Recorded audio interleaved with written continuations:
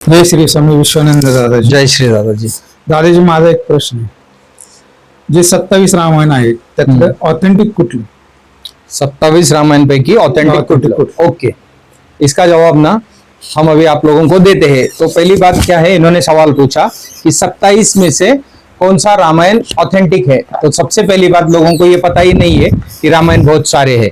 2-3 रामायण के बारे में पता होता है. उसमें पहला रामायण जो है वो वाल्मीकि रामायण सबको पता है, और दूसरा ज्यादा से ज्यादा जो रामायण पता है उसका नाम क्या है, रामचरितमानस. तुलसीदास जी की वजह से रामचरितमानस बहुत फेमस हुआ, दुबे जी का. तो उनका जो रामायण है वो लोग ज्यादा से ज्यादा बोली भाषा में, रामायण से भी ज्यादा बोली भाषा में प्रचलित जो है उत्तर भारत में, पूरे उत्तर भारत में, वो है रामचरितमानस. बराबर है. अब बात ये आती है कि ऑथेंटिक किस चीज को माने.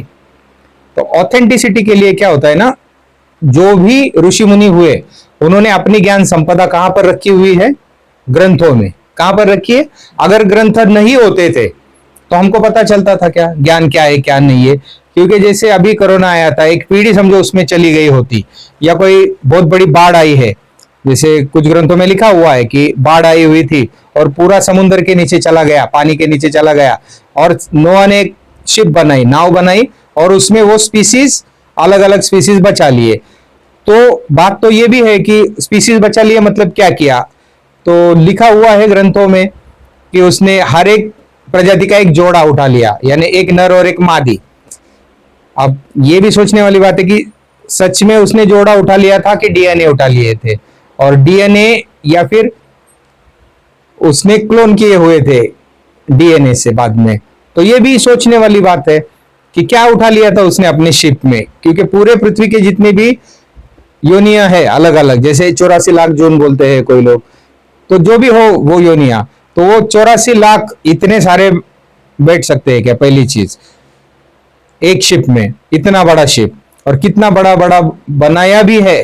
तो एक अगर हम लोग सर्कस देखते हैं तो सर्कस के लिए भी 10-15 बड़ी बड़ी गाड़ियां लगती है, क्योंकि हाथी कितना बड़ा होता है, जिराफ कितना बड़ा होता है, मगरमच्छ है. सो ऐसे बड़े बड़े प्राणी एक ही शिप पे रखना है. और सारे जो भी आज दिखते हैं मतलब उसने बचा लिए हैं. जो भी स्पीसीज आज दिख रही है, कीड़े मकोड़े या फिर जो भी है, पशु पक्षी यानी जीव, तो सारे जीवों को उसने वो शिप पे लिया था, या उसने कुछ ऐसी टेस्ट ट्यूब्स बनाई थी जिसमें उसने उन प्राणियों के डीएनए लिए थे, जिससे उसने फिर से प्रजातियों को जन्म दे दिया.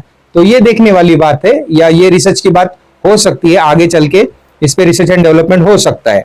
अब आपका सवाल है, क्या सवाल है कि ऑथेंटिक रामायण हम किसको माने. तो वाल्मीकि रामायण जो है वो ऑथेंटिक समझी जाती है सभी रामायणों में, क्योंकि वाल्मीकि जी का नाम आता है, उनसे ही सारे रामायण है आगे के. और रामायण पे टीकाएं भी बहुत लिखी गई है, लेकिन आज की तारीख में कुछ लोग बोलते हैं कि लगभग 100 से ज्यादा रामायण है, लेकिन 27 रामायण जो है वो ऑथेंटिक है. उसमें घट रामायण है, अद्भुत रामायण है, फिर अपना अद्भुत भी है, घट भी है, आनंद रामायण भी है, और गीता रहस्यम भी लिखा है लोकमान्य तिलक जी ने. तो ऐसे वो तो महाभारत पे हो गया. तो ऐसे बहुत सारे रामायण और महाभारत पे लिखे हुए, तो इसमें से ऑथेंटिक जो है वो वाल्मीकि रामायण ही माना जाता है. अब बात ये है कि फिर वो ये नॉलेज जो है वो आगे कैसे कैसे कैसे बढ़ा. तो सबसे पहली बात है कि जितने भी शिलालेख मिलते हैं इंडिया में या इंडिया से बाहर, तो इंडिया की जो भी लिपि है, अब लिपि और भाषा का फर्क आप समझो. लिपि क्या होती है, जिसमें हम लिखते हैं उसे बोलते हैं लिपि, स्क्रिप्ट. जैसे देवनागरी की स्क्रिप्ट है, अ आ इ उ ए आई ऐसे ग तक है, 52 अक्षर है उसमें. उस स्क्रिप्ट को क्या बोलते हैं, देवनागरी. और देवनागरी की भाषाएं कौन कौन सी है, तो मराठी भाषा बोली जाती है. कौन सी भाषा बोली जाती है, मराठी. लेकिन उसकी स्क्रिप्ट का नाम क्या है, देवनागरी. ये समझ में आ गया. उसको पहले मोडी बोलते थे, यानी स्क्रिप्ट में क्या थी, मोडी. और उसके पहले क्या थी, तो भाषा चेंज होते गई है. और सबसे पहली लिपि जो है जिसमें सम्राट अशोक के जो भी स्तूप है और स्तंभ है उन पर जो लिखावट मिलती है उसका नाम है ब्राह्मी. तो मेरा एक सवाल है आपसे, एक सिंपल सा सवाल. अगर वेद लिखे गए, एक ऋग्वेद ले लो, ऋग्वेद लिखा गया होगा जब भी, तो कौन सी स्क्रिप्ट में लिखना चाहिए, ब्राह्मी में लिखा हुआ है, ये आपको पता है. लेकिन बहुत से लोगों का जवाब आता है कि ये लिखी हुई है स्क्रिप्ट संस्कृत में, संस्कृत. तो सवाल ये है, भाषा संस्कृत है, यानी बोलने वाली भाषा, जैसे बोलने वाली भाषा मराठी है, बोलने वाली भाषा हिंदी है, बराबर है, लेकिन उनकी स्क्रिप्ट जो है वो देवनागरी है, बराबर है।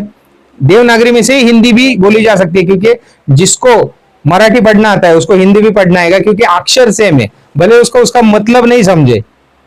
समझ में आ रहा है मैं क्या बोल रहा हूं? भले उसको उसका मतलब भी ना समझे, लेकिन स्क्रिप्ट तो पढ़ने को आएगी उसको। जिसको मराठी में पढ़ना आता है उसको हिंदी में पढ़ना आएगा, जिसको हिंदी में पढ़ना आता है उसको मराठी में पढ़ना आएगा, क्योंकि अक्षर अ ई सेम ही लिखे जाते हैं ना, कोई चेंज है क्या उसमें? समझ में आ रही है मेरी बात? तो ऐसे ही जब ऋग्वेद लिखा गया तो वो लिखा गया ब्राह्मी लिपि में सबसे पहले।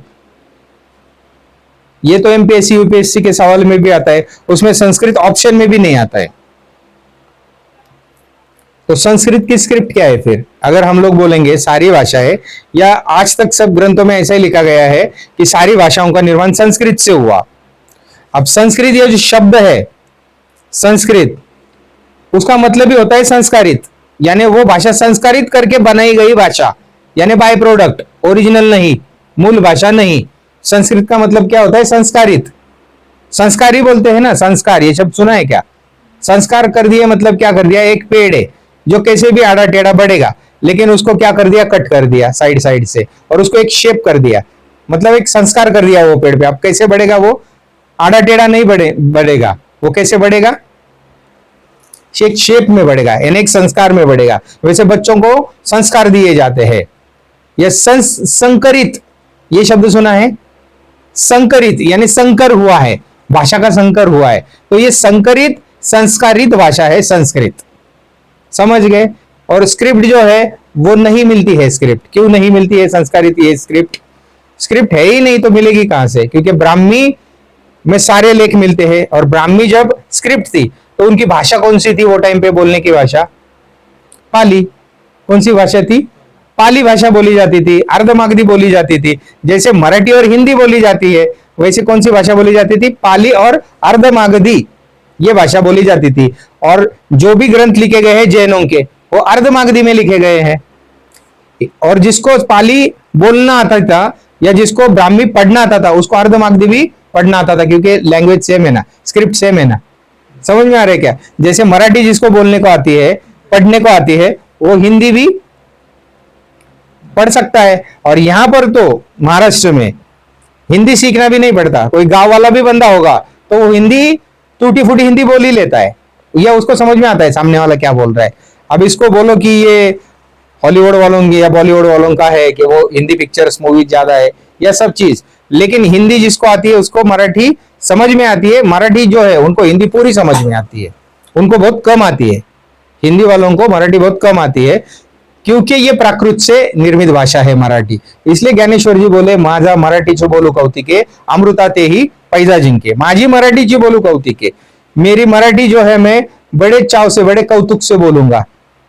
क्यों? क्योंकि वो अमृत रहने वाली है। क्यों अमृत रहने वाली है ये भाषा? सब भाषाओं के बाद में मराठी अमृत रहने वाली है, ऐसा बोल दिया गया है, या उसमें अमृत है, जो एक बार ले लेगा तो वो अंदर तक उतर जाती है। क्योंकि ये आई है प्रकृति की भाषा से, जिसको प्राकृत बोला गया है। ये प्राकृतिक भाषा है, ये संस्कारित भाषा नहीं है, प्रकृति ने दी हुई भाषा है ये। तो इसलिए ये रहने वाली है।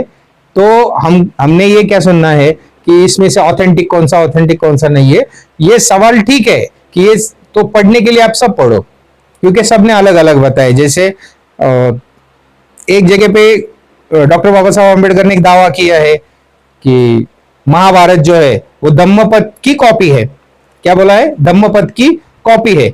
मतलब भगवान बुद्ध ने जो पटिच्च समुत्पाद और कर्म विपाक बताया, कर्मों का विपाक, उसकी ही वैसी की वैसी कॉपी है, ऐसा बोला गया है। तो ये सब चीज छोड़ो कि वो ग्रंथ कैसे आए, फिर किसने क्या किया। बुद्ध धर्म में एक ग्रंथ है, उसका नाम है दशरथ जातक। तो दशरथ जातक से रामायण लिखी गई, ऐसा बोला जाता है। तो ये हिस्ट्री वाले देखेंगे वो सब चीज क्या है। अब हमको इसमें से क्या लेना है? संस्कार क्या है उसमें, अच्छी अच्छी बातें जो है वो हमको लेनी है। तो ऋग्वेद जो लिखा गया वो सबसे पहले लिखा गया ब्राह्मी में। स्क्रिप्ट क्या थी? ब्राह्मी। भले ही भाषा संस्कृत थी, लेकिन स्क्रिप्ट क्या थी उनकी लिखने की भाषा, लिखने की लिपि जो थी वो ब्राह्मी थी। वो टाइम पे पाली बोली जाती थी, तो ब्राह्मी से ही आगे सारी भाषाएं जो यहाँ पर अभी प्राकृतिक भाषाएं चलती है वो ब्राह्मी से आई हुई है आगे आगे। तो इसमें तो हिस्टोरियंस और जो भी लिपि शास्त्रज्ञ है वो आपको ठीक से बता सकते हैं कि किससे क्या बना, किससे क्या बन गया। लेकिन स्टोरी के फॉर्म में अगर हमको देखना है तो वाल्मीकि रामायण ऑथेंटिक है। फिर घट रामायण है, घट रामायण वो भी तुलसीदास जी अगले वाले उनसे रचित है। वो घट रामायण में तो सारे शास्त्रों का एक तरीके से पर्दाफाश कर दिया है कि आप ये संस्कार करोगे या ये उपवास करोगे, ये व्रत करोगे तो उसका क्या परिणाम निकलेगा, क्या नतीजा होगा, वो सब घट रामायण में लिखा हुआ है। और वाल्मीकि रामायण में पूरी स्टोरी है, एक कथा है जिसमें राम, सीता, वाल्मीकि और जो कि हमको टीवी पर भी बहुत बार सीरियल्स में इसमें दिखाई जाती है। तो वाल्मीकि रामायण ऑथेंटिक है। फिर रामचरित मानस जो है वो भी बोली भाषा में सही है क्योंकि वो अवधी भाषा में लिखी गई। अवध की जो भाषा थी उसमें वो लिखी गई है। उसकी चौपाइया, उसमें से कुछ चौपाइया आजकल थोड़ी सी वादग्रस्त भी है। ढोर गवार शूद्र पशु नारी सब है ताड़न के अधिकारी, या फिर सिर्फ ब्राह्मण पूजनीय होते हैं, ऐसा कई जगह पे लिखा हुआ है। तो ये सारा जो है हमको इसमें ना पढ़ते हुए जो स्टोरीज है जिससे संस्कार बढ़ेंगे हम वो सारी चीजें ले लेंगे। लेकिन सिर्फ हमको जो पता है वही सही है और दूसरे को पता नहीं है, ये सही नहीं, ऐसा हो नहीं सकता। क्योंकि स्क्रिप्ट है तो स्क्रिप्ट अपनी अपनी स्क्रिप्ट होनी चाहिए। जैसे तमिल की अपनी स्क्रिप्ट है ना, स्क्रिप्ट तमिल की, उर्दू की अपनी स्क्रिप्ट है, बंगाल की अपनी स्क्रिप्ट है, पंजाब में स्क्रिप्ट है खालसा, तो उनकी अपनी स्क्रिप्ट है, गुरुबाणी बोलते हैं जिसको, खड़ी है। फिर ऐसे बहुत सी स्क्रिप्ट्स है, यानी लिपि है हर एक लैंग्वेज की, या एक एक स्क्रिप्ट से बहुत सारी लैंग्वेजेस बनी है। जैसे बहुत से आदिवासी है वो बात तो करते हैं, उनकी अपनी भाषा भी है लेकिन स्क्रिप्ट नहीं है उनके पास में, तो उनकी मूल स्क्रिप्ट प्रकृति है, प्राकृतिक स्क्रिप्ट है उनकी। तो ऐसे ही प्राकृतिक स्क्रिप्ट से ही, प्राकृत से ही सारी स्क्रिप्ट्स बनी है, ऐसा मेरा अपना मानना है। बाकी जो भी इतिहासकार है वो इसमें ज्यादा अच्छे से बता पाएंगे आपको। और ऑथेंटिसिटी के हिसाब से वाल्मीकि रामायण ऑथेंटिक है, ये मैं फिर एक बार रिपीट कर दूं। जय श्री दादाजी। देखो अभी स्क्रिप्ट और भाषा और इसका फर्क समझ में आ गया। भाषा का मतलब क्या होता है, जो बोली जाती है। भाषा का मतलब होता है जो बोली जाती है, बराबर है, यानी जो जबान से बोली जाती है। तो भाषा मतलब जीभ, भाषा मतलब क्या, जबान। और स्क्रिप्ट मतलब क्या, या लिपि मतलब क्या, जो हाथ से लिखी जाती है, जो हाथ से लिखी जाती है, बराबर है। अब भाषाएं जो होती है प्रकृति की वो क्या होती है, परा, पश्यंती, मध्यमा और वैखरी, ये भाषाएं होती है प्रकृति की भाषा। जो आपको कोई भी भाषा नहीं सिखाएगा फिर भी फीलिंग की भाषा होती है कि नहीं अंदर। मैं हमेशा बोलता हूं कि आपको परमात्मा की भाषा पता है क्या, कौन सी है, क्या है। तो जो मुख से बाहर निकलती है वो वैखरी है, यानी वो अब अल्टीमेटली कुछ तो साउंड निकालेगी मुंह से, बराबर है। साउंड, तो सबसे इंपॉर्टेंट क्या है, साउंड, ध्वनि। और ये ध्वनि किस चीज से निर्माण होता है, ध्वनि निर्माण होता है घर्षण से। किस चीज से निर्माण होता है, घर्षण से। अब देखो दो बादल एक साथ घिसते हैं, घर्षण होता है, तो उसमें क्या निर्माण होता है, ध्वनि। बिजली की कड़कड़ाहट यानी प्रकाश, उष्णता और ध्वनि, ये तीनों चीजें किस चीज से निर्माण होती है, घर्षण से। और इसी से प्रकृति बनती है। उजाला दिखता है कि नहीं, बिजली जब कड़कती है, कड़कड़ाहट होती है, गड़गड़ाहट होती है बिजली की, तो उसकी ध्वनि भी सुनाई देती है और प्रकाश भी आता है, बराबर है, होता है कि नहीं। और उसमें गर्मी होती है कि नहीं, आग होती है कि नहीं बिजली में। अगर वो किसी पेड़ पे गिर जाए तो पेड़ जलेगा कि नहीं जलेगा, जल जाएगा, सिंपल है। तो इंपॉर्टेंट है ध्वनि, जो ध्वनि निकलेगा उससे हम समझते हैं, उसके पीछे का प्रकाश, उसके पीछे की गर्माहट हमको पता नहीं चलती है लेकिन होती है। हर शब्द के पीछे क्या होता है, प्रकाश होता है और गर्माहट होती है, यानी तप होता है। ये बात समझ में आ गई, मैंने उदाहरण भी दे दिया, इसे समझ लो। अब जो बहरा है वो अगर बिजली देखेगा तो उसको ध्वनि सुनाई देगी क्या, नहीं, लेकिन उसको क्या दिखेगा, प्रकाश दिखेगा कि नहीं दिखेगा। और गर्मी भी महसूस होगी, अगर गिर गए उसके आजू बाजू में या उसके ऊपर तो उसको गर्मी महसूस होगी कि नहीं होगी। तो दो चीज वो समझेगा। दूसरी चीज वो और एक क्या समझेगा, समझो कोई अंधा है तो उसको प्रकाश दिखेगा क्या, लेकिन ध्वनि और गर्माहट ये दोनों समझेगा कि नहीं समझेगा, यानी तप और धुन, ये समझेगा कि नहीं समझेगा। तो मेरा सवाल हमेशा यही रहता था कि जो कोई सुन नहीं सकता या देख नहीं सकता, तो क्या वो मुक्त नहीं हो सकता? क्या गर्माहट तो महसूस कर सकता है कि नहीं कर सकता? वो बहरा भी है, गूंगा भी है, लेकिन गुरु के हाथ की गर्माहट महसूस कर सकता है कि नहीं? स्पर्श, सेवस, टच। आज तक यही बोल रहा हूं ना मैं कि वो सिर्फ शरीर में जिंदा होना चाहिए, क्योंकि एक गर्माहट उसके पेट में भी है, एक गर्माहट उसके पेट में भी है, जठर अग्नि जिसको बोला जाता है, वो जिंदा है। मतलब क्योंकि शरीर जब ठंडा पड़ता है वो गर्माहट निकल जाती है। क्या होता है, शरीर ठंडा ही पड़ता है ना, तो वो गर्माहट है, इसलिए उस गर्माहट को महसूस करेगा। वो गर्माहट और ये गर्माहट, यानी ये तप और वो तप जैसे ही टच हो गए वो फील कर लेगा, क्योंकि उसके पास में आग भी नहीं है, कान भी नहीं है। लॉजिक समझ में आ रहा है? मैंने जो उदाहरण दिया, बिजली को ध्यान में रखना। आसमान, जब दो बादल एक दूसरे से घिसते हैं, घर्षण करते हैं, तो क्या निर्माण होती है? बिजली। बिजली निर्माण होती है तो क्या होता है? क्या क्या दिखता है? प्रकाश, ध्वनि और गर्मी। जब आसमान में गड़गड़ाहट करती है तो बहुत ऐसा हमको सफोकेशन होता है, गर्मी लगना शुरू होता है। जब बारिश आती है तो अच्छा लगता है, लेकिन गर्मी शुरू हो जाती है कि नहीं? गर्माहट लगना शुरू हो जाता है कि नहीं हो जाता है? या फिर आप देख लो, उसको गूगल सर्च कर लो या इसके बाद में एक्सपीरियंस कर लेना। तो दादाजी जब बताते हैं कि बस सहवास में आओ, सहवास में आओ, टच में रहो, टच में रहो, क्या मतलब है इसका? क्योंकि गर्मी वहां पर भी है, गर्मी यहां पर भी है। गर्मी गर्मी को पहचान लेगी, भले आप कुछ पहचानो नहीं पहचानो, आपको वो भाषा आती हो नहीं आती हो, लेकिन वो पहचाना जाएगा। समझ में आ गया? तो वो धुन है। ये बात समझ में आ रही है आपको? ये तीन समझ में आ गया? थोड़ा नया ज्ञान है, लेकिन समझ लो, मैं एकदम सिंपल करके बता रहा हूं। दादाजी आपको रेडीमेड रेडीमेड में दे रहे। आ गए, सर पे हाथ रख दिया, क्या दिया क्या नहीं आपको पता नहीं, दादाजी को पता है क्या दिया क्या नहीं दिया। बात हो रही है, दादाजी अगर किसी को भला बुरा बोल दे तो उसमें से भी क्या दे रहे, दादाजी को पता है क्या दिया जा रहा है, क्योंकि गर्मी सामने है, गर्मी यहां पर भी है। तो शब्द से भी दिया जाता है। मैंने ये बोला है कि नहीं बोला है? शब्द से भी दिया जाएगा। जिसके पास में कान नहीं है, आंख से भी दिया जाएगा। जिसके पास आंख भी नहीं है, स्पर्श से भी दिया जाएगा। और यहां तो तीनों चीजों से दिया जा रहा है। दिया जा रहा है कि नहीं दिया जा रहा है? तो ये होता है इंपॉर्टेंट चीज। तो ये समझ लो। तो धुन क्या है? मुंह से बाहर निकलने वाली ध्वनि, जिसको वैखरी बोलते हैं, ओठों से जो बाहर निकलेगी, परा, पश्यंती, मध्यमा और वैखरी। तो वैखरी क्या है? हर एक की अपनी अपनी लैंग्वेज है, अलग अलग। धुन साउंड निकालना है ना, तो जो भी साउंड निकला वो साउंड ही मंत्र है। साउंड क्या है? मंत्र है। हम कुछ बता रहे हैं, मतलब क्या है? मैंने बोल दिया कि आ जाओ और बैठो, तो बैठ जाओ, ये आपको समझ में आ गया ना, तो वो ज्ञान है। शब्द क्या है? ज्ञान है। क्योंकि मेरे मन में क्या चल रहा है, ये जब तक मैं बोल के नहीं दिखाऊं तब तक आपको समझेगा नहीं, क्योंकि आपको प्रकाश की और ध्वनि की भाषा समझने में देर लगती है। नहीं तो बोलने की जरूरत क्या है? बोलने की जरूरत ही नहीं है। बस गर्मी है, मतलब प्रकाश भी होगा और धुन भी होगी। शब्द धुनन की खीर, अनहद नाद, ये बोला गया पंच ब्रह्मांडीय ध्वनि। तो उसको आसमान में आपके बिजली में ध्वनि करना आता है, तो उसको ब्रह्मांड में अपनी धुन करना नहीं आता है क्या? समझ रही है ये बात मेरी? तो समझ लो इन बातों को। तो जो अब यहां पर घट रामायण की बात निकली, वाल्मीकि रामायण की बात निकली, तो राम राम राम बोलते लोग, बोलते हम तो दिन रात राम राम कर रहे हैं। तो ये राम राम बोलना ये मंत्र नहीं है। रा के ऊपर जैसे ये रा लिख दिया, रा, और इसके ऊपर जो बिंदी लगा दी, तो ये मंत्र है।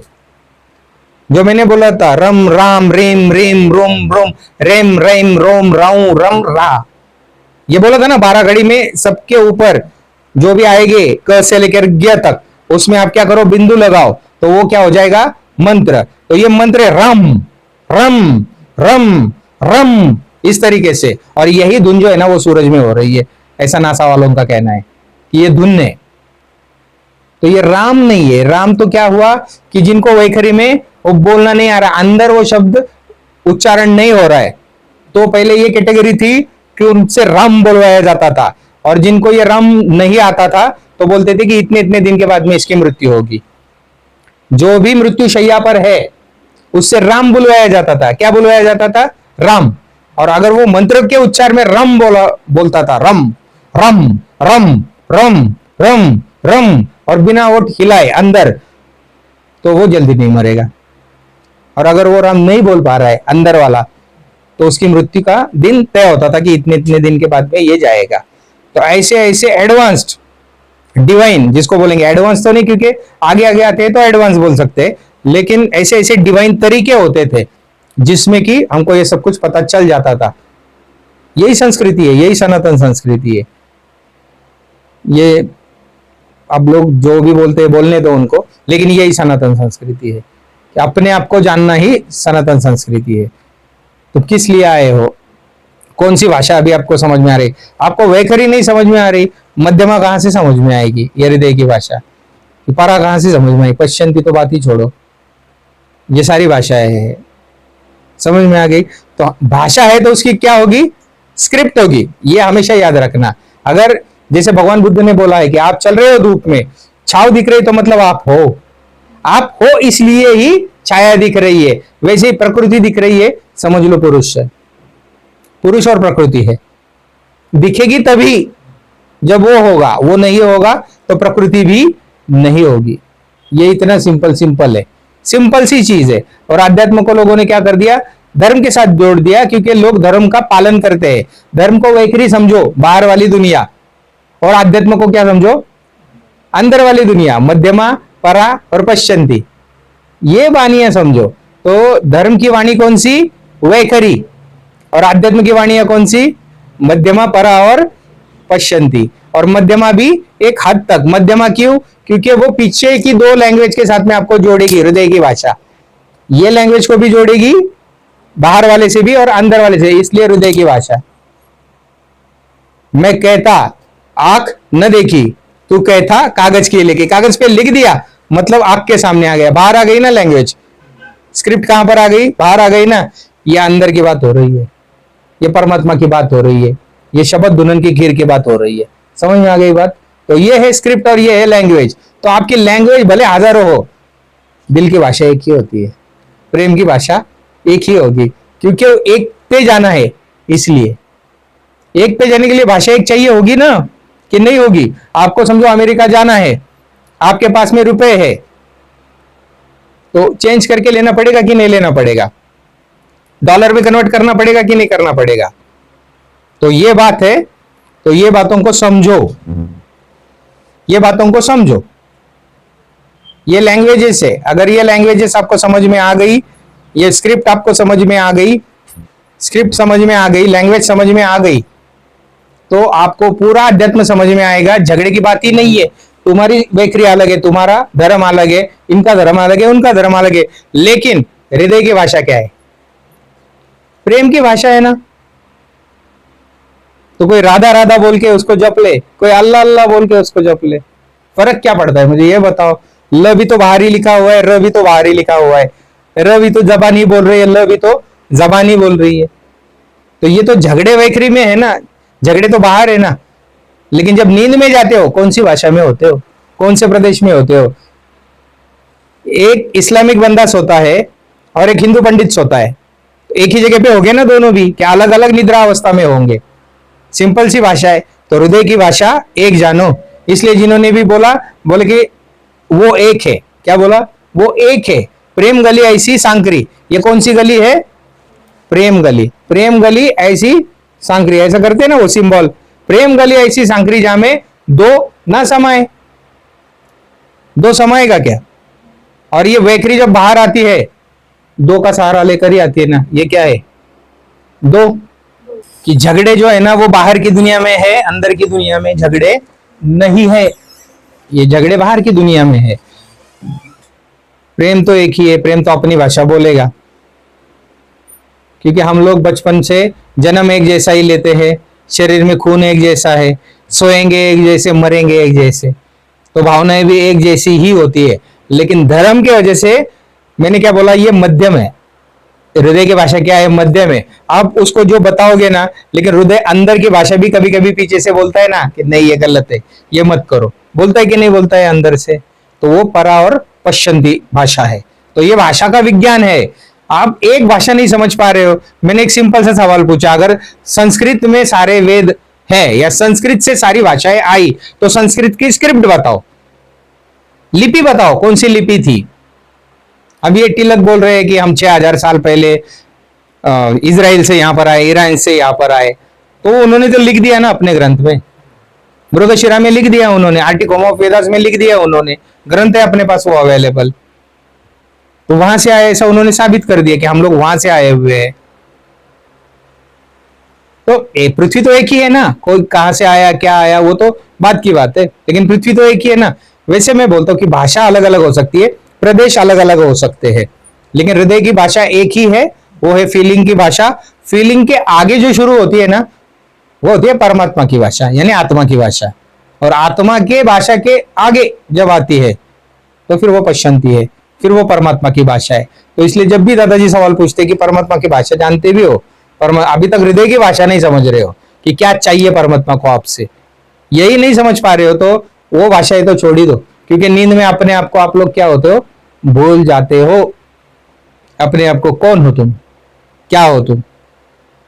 तो बस यही है।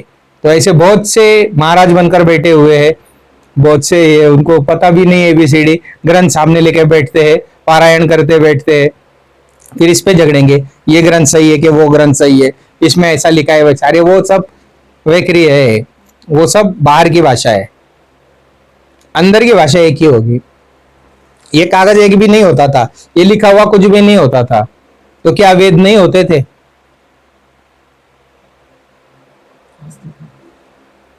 सिंपल है।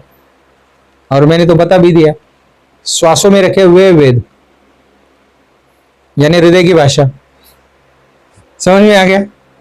श्वासों की माला पे सिमरू में पी का नाम, प्रेम के पथ पर, किसका पथ है? प्रेम के पथ पे चलते चलते मैं हो गई थी बदनाम। सुना है ये? तो इसको डिकोडिंग बहुत सी जगह पे किया गया है दादाजी के द्वारा। अब आप लोग वो रिकॉर्डिंग रखते हो नहीं रखते हो वो आप लोगों का लुकआउट है, लेकिन जो भी सामने आता है उनको ये सारे राज खोले जाते हैं कि किस तरीके से। अब प्रेम की भाषा बोलेंगे तो वैखरी में कौन सी भाषा आएगी? प्रेम की भाषा आएगी ना। तो संतों की भाषा देखो कैसी होती है, कैसे प्रेम से बात करेंगे, ये करेंगे, बराबर है ना। लेकिन जो परा से आया होगा उसके लिए वो प्रेम से भी बात कर सकता है, तुम्हारी लैंग्वेज में भी बात कर सकता है। तुम अगर उसको गाली देके बात करोगे तो वो भी आपको गाली देंगे। केशवानंद दादाजी भी गालियां देके बात करते थे। बड़े बड़े ऐसे अवतार पुरुष हो गए जो गुस्से से बात करते थे। अब कुछ लोग बोलते हैं अरे इनको अपने गुस्से पे ही कंट्रोल नहीं है, ये ऐसे कैसे अवतार? तो फिर आपका ज्ञान वैखरी वाला ज्ञान है, स्क्रिप्ट वाला ज्ञान है जो लिखी जाती है। और आपकी स्क्रिप्ट कितनी है? बहुत सारी। एक स्क्रिप्ट है क्या? तमिल की अलग होगी, रशियन की अलग होगी स्क्रिप्ट। अभी तो बहुत जगह पे एबीसीडी चल रही है, वो तो बाद में बनी हुई है। एबीसीडी भी, वो भी पहले नहीं थी। हिब्रू है, बहुत सी लैंग्वेजेस है अलग अलग, उनकी स्क्रिप्ट अलग अलग, यानी हर एक की अपनी एक स्क्रिप्ट और अपनी एक अनेकों लैंग्वेज। आयरनी बोली जाती है, खानदेशी बोली जाती है, सातारी बोली जाती है, अलग अलग भाषाएं, कोंकणी बोली जाती है, मराठी में भी। लेकिन स्क्रिप्ट क्या है उनकी? एक देवनागरी। कौन सी है? देवनागरी। नागरिक शास्त्र बोलते हैं ना हम, इस पर भी मैंने ज्ञानदान ऑलरेडी किया हुआ है। तो ये बातें समझो, ये बेस्ट बातें हैं और यही आध्यात्मिक बातें हैं। आपको अगर लगता होगा कि आध्यात्म मतलब ये ग्रंथ का पारायण करो, वो ग्रंथ नहीं, अपना पारायण करो। अपना पारायण करो कि अरे मेरी लैंग्वेज कौन सी, मैं क्या बोल रहा हूं, और ये लैंग्वेज कहाँ गायब होती है। इस सपने में मैं जो देखता हूं वो लैंग्वेज कौन सी होती है? क्या होता है सपना? कलर में होता है कि ब्लैक एंड व्हाइट में होता है सपना? फिर उसके आगे क्या अवस्था क्या? यानी अपना अध्ययन करो ना। अध्ययन करने के लिए आपको दुनिया का अध्ययन करने के लिए नहीं बोला है, अपना अध्ययन करने के लिए बोला है। अध्यात्म क्या बोलेगा? आत्म चिन्ह परमात्म चिन्ह, संत कहा है सोई। संत किसको बोलोगे? आत्म चिन्ह परमात्म चिन्ह, संत कहा है सोई। ये भेद काया से न्यारा, ये भेद काया से न्यारा, जाने बिरला कोई। ये इक्का दुक्का ही पहचानेगा इसको कि ये भाषा कौन सी है, क्योंकि आप बसे हो ये भाषा में। ये भाषा भी अभी तक समझी नहीं है, तो ये भाषा और वो भाषा कैसे समझोगे? जब तक ना चीनी हो आत्म कैसे चिन्होगे? परमात्म। पहले प्रेम गली से होकर गुजरना पड़ेगा तो आत्म पे आओगे। प्रेम गली से गुजर के होना पड़ेगा, जाना पड़ेगा, एक होना पड़ेगा, तो एको हम बहुश्याम होगा ना। एको हम ही नहीं हुआ तो बहुश्याम में पहले ही फंसे हुए हो ना। लेकिन वो बहुश्याम कहां पर है? बाहर वाला। और ये अंदर मतलब शरीर के अंदर मत देखो, ये एक स्पॉट है इसलिए इशारे कर रहा हूं यहां पर। नहीं तो कोई बोलेगा कि दादाजी यहां पर बोल रहे हैं। कभी भी नहीं बताया गया हृदय का ध्यान करो, बोला ही नहीं है किसी को भी हृदय का ध्यान करो। नहीं तो कल से मैं देख रहा हूं कि कोई इधर ध्यान लगा के बैठा है, जो इधर ध्यान करवाता है वो फंसाता है आपको। वस्तु कहीं ढूंढे कहीं, कैसे लागे हाथ, गुप्त वस्तु तभी मिले जब भेदी लीजिए साथ। तो ये क्या किया जा रहा है आपके अंदर? जैसे एक मैग्नेट लोहे को अगर स्पर्श करता है या घिसता है उसके ऊपर तो क्या करता है? अपना मैग्नेटिज्म देता है। वैसे ही परमात्मा अपनी लैंग्वेज आप लोगों में इंसर्ट कर रहे हैं। ये तरीका है इंसर्ट करने का, समझ में आ गया? जब भी आपके फोरहेड में हाथ लगाया जा रहा है तो आप में क्या किया जा रहा है? वो लैंग्वेज इंसर्ट की जा रही है, परमात्मा की लैंग्वेज, ताकि वो उतना बने।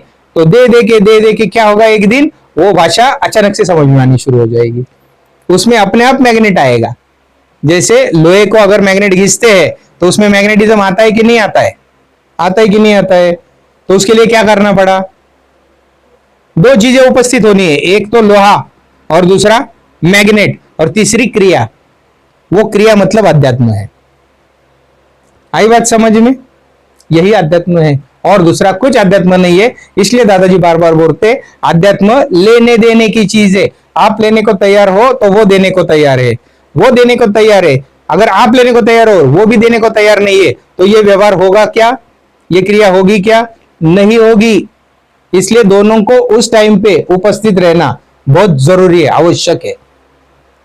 वो निकल गए और एक है और अभी बोल रहे हैं कि हमको भी वो भाषा सिखाओ, और मांग रहा है अपनी भाषा में। अपनी भाषा में, उसकी भाषा तुमको आती ही नहीं तो मांगोगे कैसे भगवान से? आपको कुछ चाहिए ऐसा पकड़ के चलो, आपकी देवनागरी स्क्रिप्ट है और मराठी हिंदी आपकी भाषा है, और आप गए हो कहां पर? जापान में, और उसको मांगना है आपको, कुछ पूछना है आपको कुछ। कैसे पूछोगे? कैसे पूछोगे? बताओ, जवाब दो। आपको इंग्लिश नहीं आती है, आपकी भाषा जो है वो सिर्फ मराठी या हिंदी है, देवनागरी वाली। देवनागरी की कौन सी दो बोला मैंने भाषा? मराठी और हिंदी। तो आपको मराठी या हिंदी में बात करनी है उनसे। बताओ अभी कौन से इसमें करोगे? तो आप क्या करोगे? इशारे करोगे। अब इशारों में ज्ञान थोड़ी दे सकते हो या ज्ञान ले थोड़ी सकते हो। समझ गए ये बातों को? तो इशारे, तो आपके इशारे, बाहर वाले इशारे कुछ काम के नहीं है, अंदर का एक इशारा काफी है। अंदर का एक इशारा काफी है। समझ गए बात? जय श्री राम। ये बात क्या है? धुन, ध्वनि जो निकलती है वो इंपॉर्टेंट है। इसलिए जो मंत्र बने वो सारी धुन है। तो आप अगर ठीक से वो धुन करोगे तो वो लैंग्वेज कहां पर पहुंचती है? हार्ट में, और हार्ट से कहां पर पहुंचती है? परा, वहां तक पहुंचती है।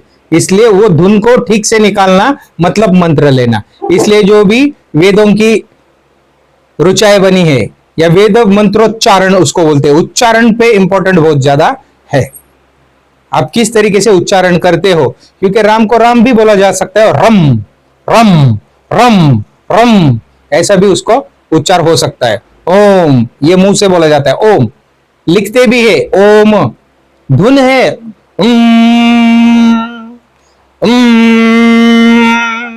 इस तरीके से है, यहां से निकल के नाभि तक, यहां से निकल के नाभि तक। तो क्रिया में क्या मारता है? ओम। इसको नाभि क्रिया बोलते हैं, गुप्त विद्या है, फिर भी अभी बता दिया आपको। ओम मारते हैं यहां से लेके यहां तक, तो वो होता है पूरा सर्कल।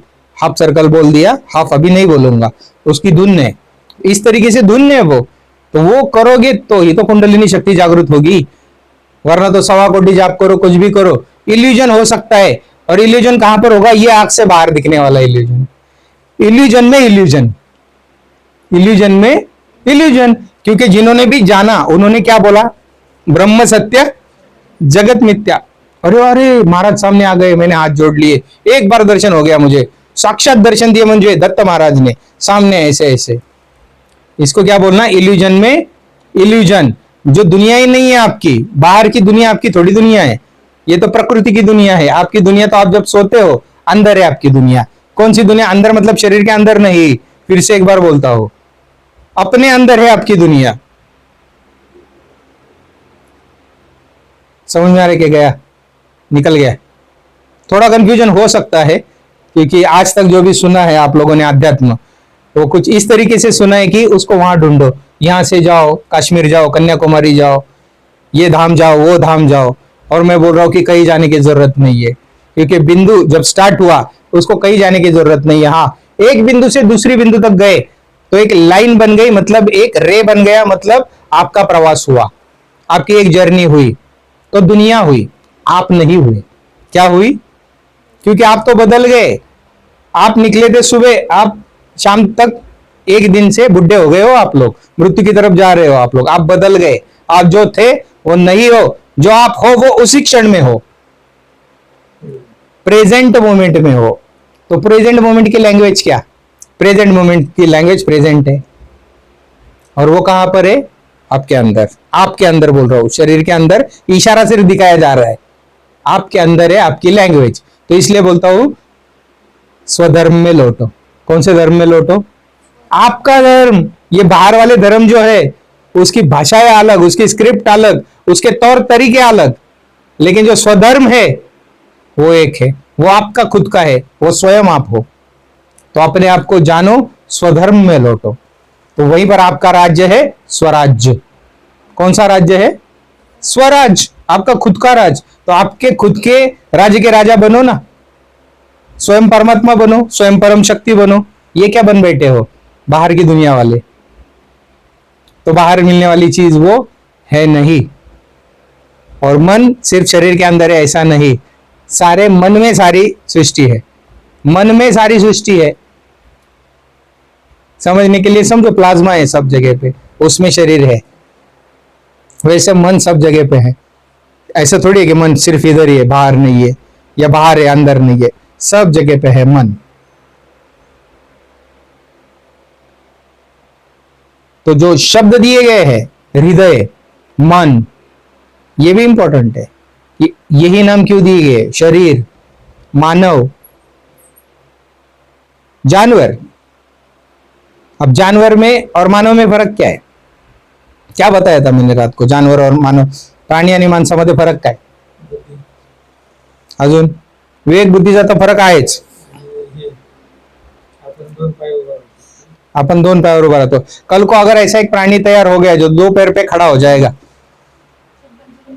हाँ, चिंपांजी तो थोड़ा टेढ़ा खड़ा रहता है थोड़ा सा, लेकिन समझो आ गई कोई नई प्रजाति प्राणियों की, क्योंकि अक्षर तो बढ़ते जाएंगे ना। पहले अक्षर कितने थे पाली में? 43 स्क्रिप्ट थी, अभी कितने हैं? 52। तो बढ़ गए हैं ना अक्षर भी, तो ऐसे अक्षर और बढ़ेंगे, कोई कुछ और भी ला देगा कि ये भी है उच्चार में, एक नया उच्चार आ जाएगा, तो एक नया शब्द आ जाएगा अक्षर स्क्रिप्ट में। तो क्या करोगे? घटते भी है बढ़ते भी है,